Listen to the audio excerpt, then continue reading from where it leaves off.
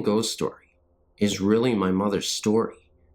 She passed away in January of 2000, and I've been intending to tell it for some time. While we never did actually live at the Fort Bridger historic site, I did basically grow up there.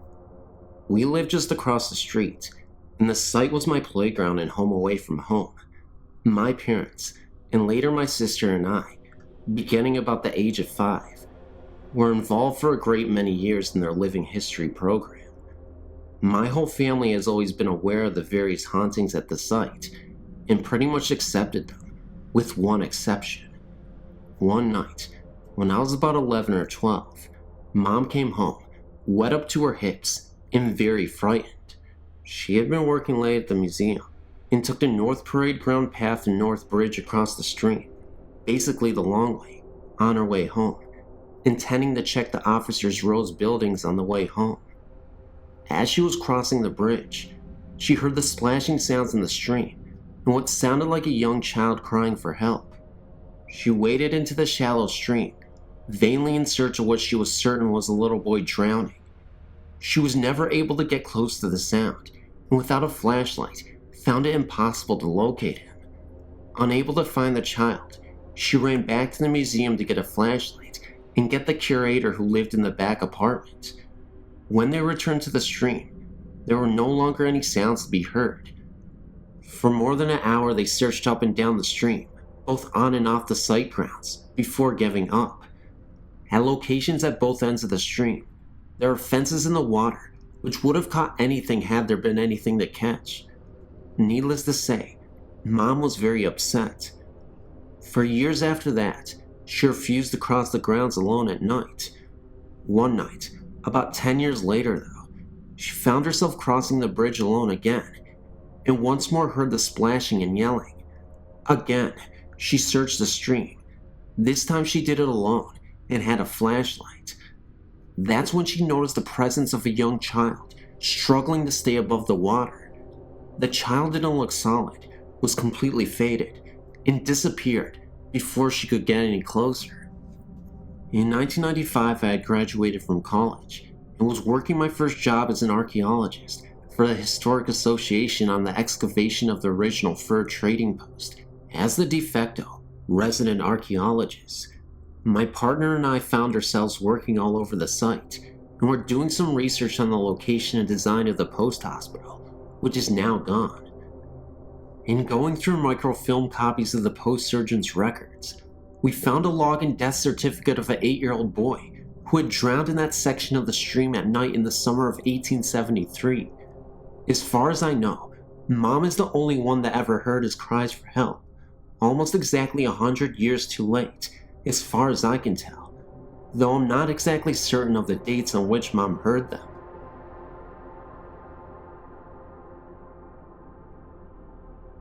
Hello, my name is Isabel. I have a few experience with spirits, Ouija boards, and unexplained happenings. This one experience happened while I was living on Bank Street in Ottawa. It was a co-op building, and it was my first apartment. It was an eerie looking building. A lot of people who didn't have much money lived there. I was on the 15th floor. It was apartment 1510. I didn't sleep there much, once I had found a girlfriend.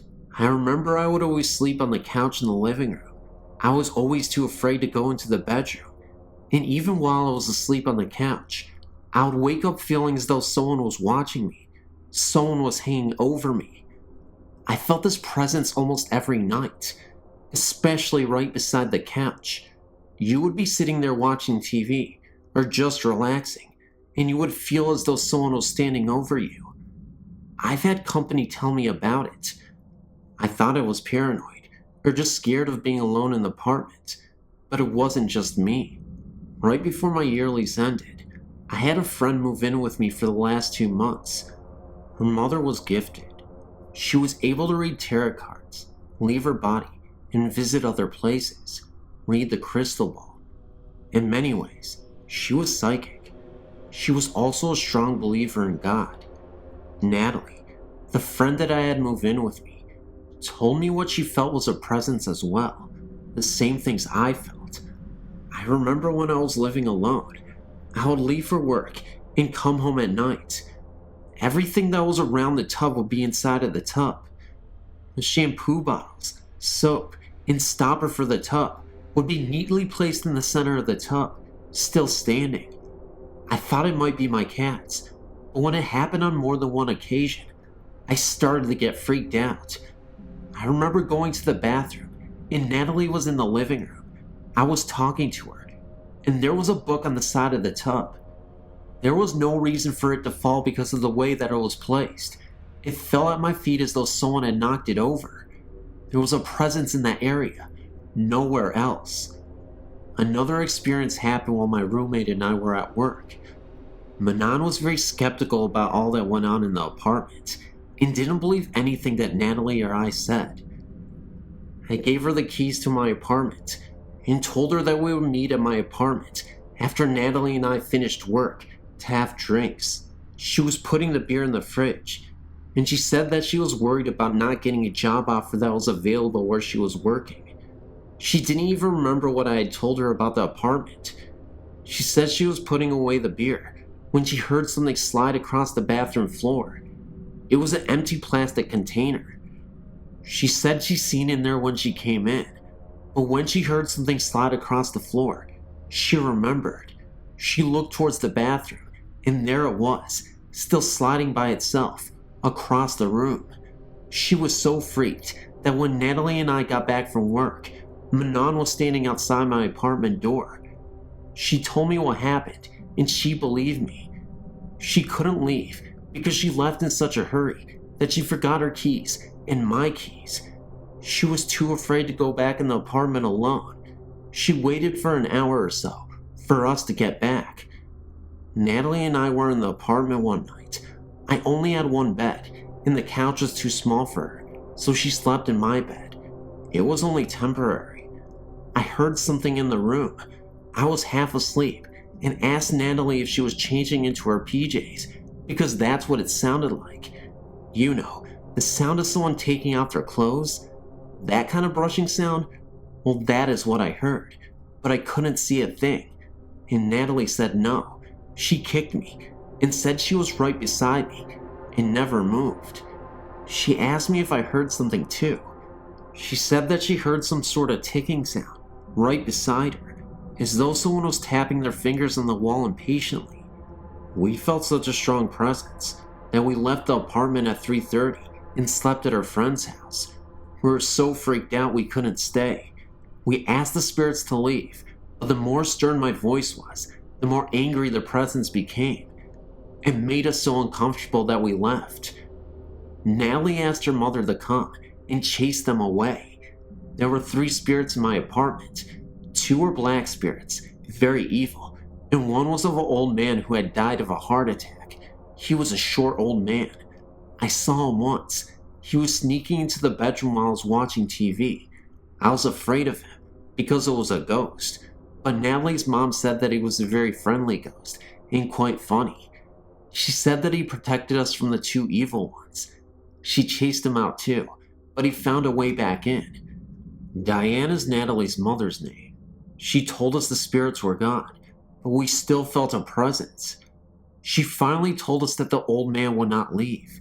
She was blessing the room and putting holy water in the shape of a cross towards him, and he was mocking her. She found it funny and knew that he was not a bad spirit. I let him stay. I would say hello to him when I got in from work and asked him not to ever let me see him.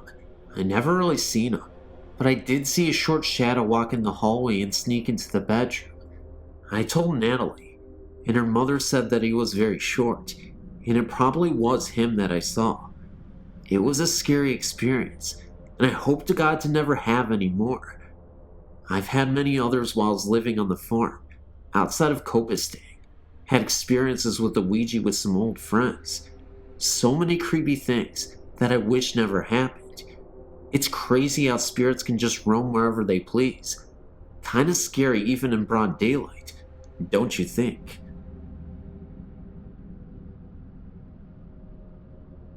Always a skeptic, I scoffed at those who actually believed that anyone could make contact with the deceased. Neither am I particularly religious by nature, although I can accept that our spirits are distinctly separate from our physical bodies. So when we die, demised, our spirits must move on somewhere. Heaven and hell seem as good as any other names for those locations, but never, so I thought, could those spirits return to Earth. Even with the passing of 3 years, I can still vividly recall every detail that soundly changed my opinion forever. It was the late winter, early spring of 1998. My wife, soon to be known as my ex-wife, owned a home in Seattle, Washington. This home was located in a newly constructed neighborhood in which all of the residences were young urban professional, first-time homeowners. We were no exception. Seattle is, and has been for a number of years, a rapidly developing city. Therefore, housing is difficult to come by. We were thrilled to purchase this place, even before construction began. We bought a plot of dirt on which a home was to be erected, just all of our neighbors did. For clarity's sake, the houses were not built upon any ancient Native American burial grounds, pioneer graveyards, or anything of the like. The neighborhood certainly wasn't haunted, nor was our house. There was no prior history of the area where the houses are now to attribute any negative or evil energy to, and, as I've stated, the houses themselves certainly had no history, as we were the first owners. We had owned our home since the spring of 1994, and had experienced nothing out of the ordinary during our occupancy. Nothing occurred to set us apart from any other home in our neighborhood. Nothing, that is, except a failing marriage. We had married too young, and were still quite young. We had not taken the time to really get to know one another prior to our marriage, and had discovered too late that we didn't really like one another. Coupled with the pressures of long work hours, in an effort to amass material belongings rapidly enough to stay ahead of our neighbors, and well, I think you can all see where this is headed. It had become increasingly obvious to me that our marriage would simply not endure. By the beginning of 1998, our relationship had deteriorated to nightly arguments and useless consoling sessions. We both wanted out, but we had not fully accepted the idea. One late winter evening, in a rare moment of truce, my wife, her sister, and I were just settling into the den to watch a video we had rented. The tension was finally beginning to settle in the air from the disagreement we had prior to her sister's arrival to the house that evening. My wife was seated at the end of the sofa, her sister in a chair next to her. I settled in from the far end of the sofa, near the patio door. I made a point to position myself as far away from my wife as possible, leaving a full empty center section on the sofa. As I was just about to push play on the VCR remote to begin the video, a strange dark feeling suddenly swept over me. My attention was immediately drawn to the patio door on my left. I sensed something. It demanded my acknowledgement. As I stared towards the door for a few mere seconds, I saw the heavy curtains rustle momentarily. Of course, the door was completely sealed airtight for the winter season. No breeze could even so much as seep through the economically sound weather stripping around that door. I knew that something was wrong. Moments later, I knew that something was terribly wrong. My estimate is that of 15 seconds passing since I first noticed the rustling of the curtains. Then suddenly, I felt and heard a swoosh of extremely cold hair around my face. It began from the area of the curtains and swept across my face from left to right. It stopped briefly in my right ear, and I heard a male voice distinctly whispering in my ear. The voice spoke rapidly, and I could not discern any words of the message. An instant later, I felt the presence move quickly away from my face and settle on the sofa in the empty space between my wife and I. I was stunned to say the least, and sat motionless for at least a minute or two. My rational mind was grasping, trying to determine what was happening to me. The presence was definitely not one of comfort, rather one of malevolence. As I sat in silence, mind racing, my wife calmly looked in my direction and stated, "Do you feel him?" As if her recognition made it all the more real, I jumped off of the sofa and took several quick steps away. As I shared what just happened to me with the others in the room, my wife's sister and I became increasingly agitated and anxious. All the while my wife remained calm, stating that she did indeed sense a male presence, but did not find it all that upsetting. Curiously, her sister did not sense anything. The room seemed to be as clear as I spoke, and as soon was void of anything other than the 3 humans occupying it. Several days passed, and once again, everything seemed ordinary. We returned to our usual of petty arguments, which sometimes culminated into my opting to sleep in the spare bedroom. On one occasion, I recall waking from a sound sleep at around 4 a.m. to find my wife on her knees near the bed in the spare room where I was sleeping. She was simply sitting there, hovering over me and staring directly into my face. Her eyes seemed to gloss over, and she had a very menacing look. When I spoke to her, breaking the silence, along with the glossy look in her eyes, she simply stood up and walked back into the master bedroom. I followed only to watch her return directly to bed in peaceful slumber. Several more days passed. Things really seemed to be coming to a head. We had canceled our previous 2 marriage counseling sessions, and I began to make plans to leave the home. I had already begun searching for an apartment. One of the last nights that we shared a bed, I recall my wife waking me in the middle of the night. She was visibly shaken. This was quite rare, as most of the strange occurrences that were happening seemed to favor her. On this night, she stated that she had woken to find a dark, menacing figure standing near the foot of our bed. She described the figure as a mid-40ish male with black hair slicked back in 1950s fashion. He had dark eyes and a cold, chiseled face. She further described him as wearing a dark sweater and jeans, and noticed that his body seemed to end near mid-leg, giving him the appearance of floating a few feet above the floor. The man did not speak to her, but she had an overall feeling that he was there on my behalf, that he was somehow connected to me. Although he wasn't overly protective of me, she did get the impression that he meant to scare her and would harm her if he chose to do so. His entire demeanor, according to her, was extremely threatening. At last, final days of our relationship approached. I was at the house one eve, packing some of my things for my planned move.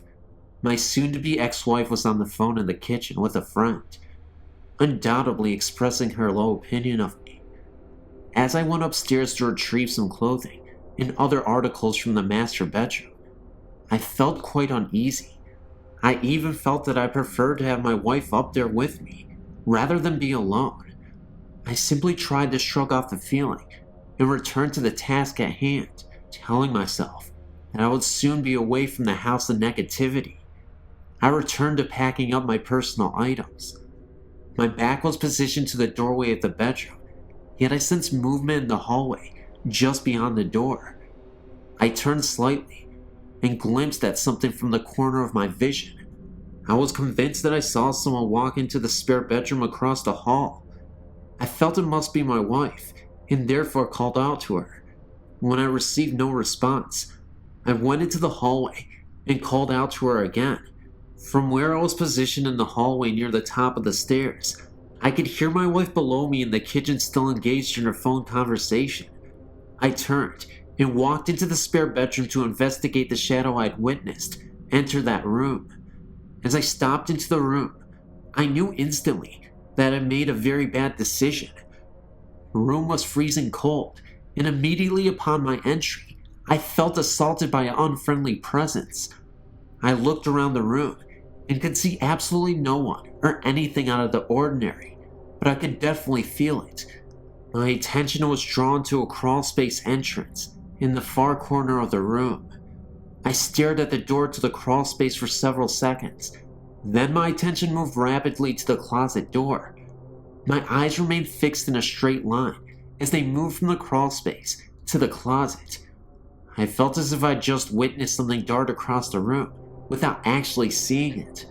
I slowly walked to the closet door and opened it.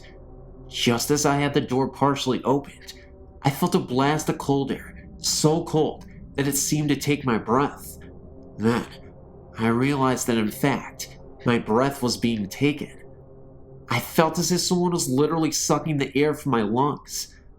I could feel pressure on my chest and mid-back at once, as if being pushed by unseen hands from both the front and back. This feeling was extremely physical and not imaginative. I literally could not catch my breath. I finally gathered my wits and ran from the room, slamming the door behind me. I slept very uneasily for a mere 3 more nights in the house before I finally moved out forever. My wife and I separated and then divorced several months later. I have no real explanation of what happened in the final months that we owned that home, other than to say that the negativity that we shared between us seemed to attract other negative energy. I've lived in several locations since moving away from that home, and I've never experienced anything like that since. I would caution anyone reading this to ensure that you keep your home a safe haven. I've since learned to treat any residence that I occupy with due respect. Even though I'm no great follower of spiritual beliefs, I do occasionally clear my home with affirmations and smudge sticks, just to be on the safe side, and never, I hope, will I again to be party to opening myself up unwillingly as a portal of negative energy. One night I was sitting at my table. I wasn't sure what was going on. I felt this presence whisper in my ear, "Comment, like, share, and subscribe." I jolted up from my seat and wondered why this presence was saying comment, like, share, and subscribe. The main reason being that he wanted to make sure that this video got out to everybody that could possibly watch it, even if they're subscribed, because YouTube never notifies their subscribers of when the video goes up. So he was like, should I blame the algorithm? No. I had a suggestion while I was sitting down. I told the spirit, no, don't blame the algorithm. Just share the video until you're satisfied with your life. And then he says to me, but I'm gonna disappear now. I've just ghosted you. And now I'm going away forever because you hurt my feelings. And the ghost disappeared. Okay guys, I don't know what I'm talking about, but seriously guys, thank you so much again for listening to these stories. I really appreciate it so much from the bottom of my heart. Thanks for always being patient. I know it takes like 80 billion years for me to get a video out lately, and I'm really sorry for that, but seriously, let me know in the comment section below how you feel about the certain stories. My favorite personal story was the third story, or the last story, or whatever story it was. The one with Seattle, and you know, that was a really cool story. It was just really epic, it was really scary. It was a good way to end the video, and it was nice and long and action-packed. So if you guys like that story, let me know in the comment section below, or just talk to me, guys. It's been a while since I heard from you, so I just want to hear from you guys. But really, I gotta end this video right now, before I sound more slurry than I am with my slur words. So, guys, talk to you later. Good night, good morning, and I'll see you in the next video. Love you.